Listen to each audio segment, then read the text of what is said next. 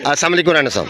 जी वालेकुम। जी राना साहब, आज़ादी के अहम मौके पे क्या मैसेज थे? माशाल्लाह। आज़ादी के अहम मौके पे मेरा सबसे अहम मैसेज ये है कि जी अगर सेहतमंद आप होंगे तो सेहतमंद पाकिस्तान होगा, तो अपनी पहले सेहत का ख्याल रखें। और दूसरा मैसेज ये है कि इस किस्म के इवेंट्स को सेलिब्रेट करना चाहिए।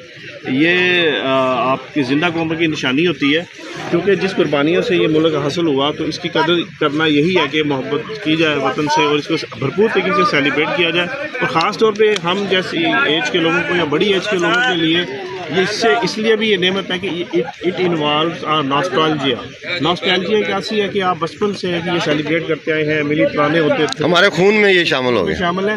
आपको बचपन की यादें भी ताज़ा हो जाती हैं, आप मिली पुराने से स्कूल में कॉलेज लाइफ सारी याद आ जाती है।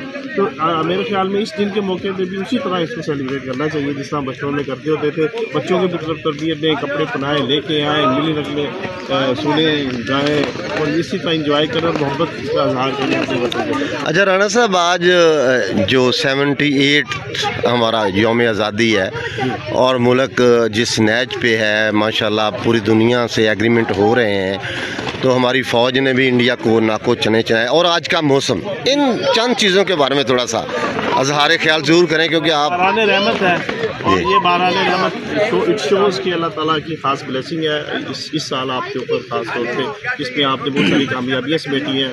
वतन तरक्की की तरफ जाने गामजन है। आप इंफ्रास्ट्रक्चर देख लें, अच्छा हो रहा है, इकॉनमी की बेहतर हो रही है। हमारी फ़ौज ने माशाल्लाह जो कंट्रीब्यूट किया है, दुश्मन को नाको चने चबवाए हैं और एक मोरल जो कौम का बुलंद किया है, और हमें फ़ख्र है हमारी फ़ौज पे कि उन्होंने हमारा सर बुलंद किया है।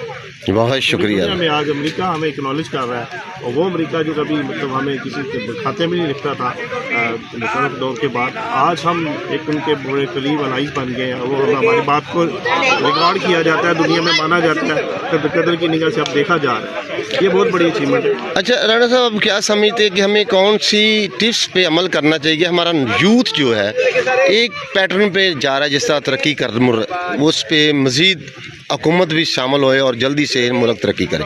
यूथ के लिए देखें जी, हर लेवल पे काम करने की ज़रूरत है। ख़ास तौर पे मैं अक्सर कहा करता हूँ, इंफरादी लेवल पे यूथ को करवाएं, सेहतमंद बनाएं उनको, at the same time education को प्रमोट करें।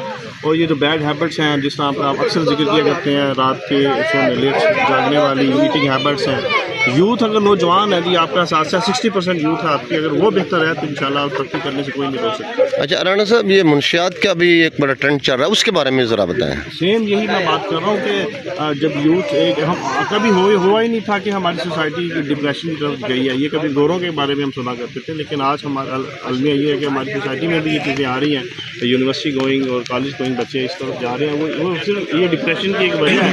और हमें ज़रूरत है कि अपने वो रिवाइव करें, अपने सोशल मीडिया का पॉजिटिव इस्तेमाल करें, ताकि हम इस डिप्रेशन से निकल सकें। जब लेट नाइट जागेंगे, अनड्यू उसमें इन्वॉल्वमेंट होगी सोशल मीडिया में और टाइम भी वेस्ट होगा, तो डिप्रेशन तो आएगा। जी बहुत शुक्रिया।